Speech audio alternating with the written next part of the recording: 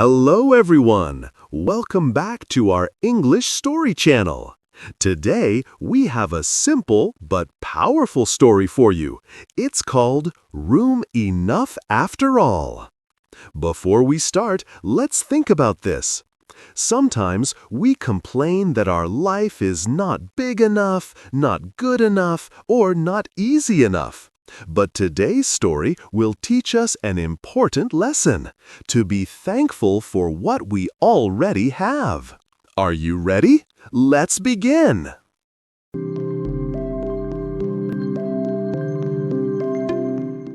Room enough after all. In a small village between green hills and wide farmlands, there lived a man named Ibrahim. He had a small house made of mud bricks. The walls were old and brown, and the roof sometimes leaked when it rained. When Ibrahim first got married, the house was perfect for him and his wife, Samira. But now their family was much bigger. They had 3 children, Amir, Layla, and baby Karim. And Ibrahim's old mother, Fatima, also lived with them. The house only had 2 small rooms and a tiny loft. Fatima could not climb to the loft because her legs were weak, so everyone slept downstairs together. Every morning was noisy and busy. The children shouted and ran around. Samira had no space to cook.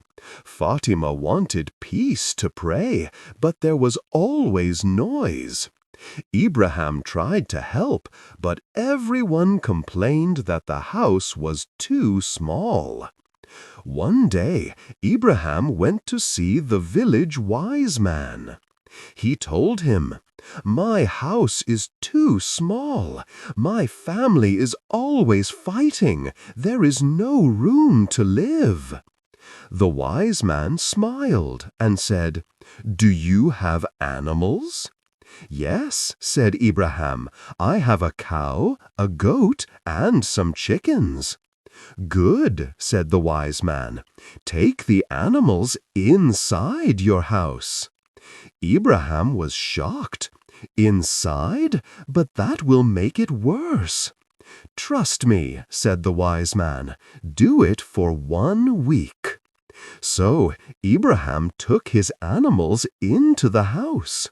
The cow mooed loudly, the goat chewed on the curtains, and the chickens ran everywhere.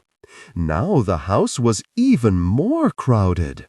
Samira shouted, "Ibrahim, what have you done?" The children laughed and chased the chickens, and Fatima covered her ears. After 1 week, Ibrahim ran back to the wise man. "Please," he cried, "my house is crazy. I can't sleep or eat. The animals make a big mess."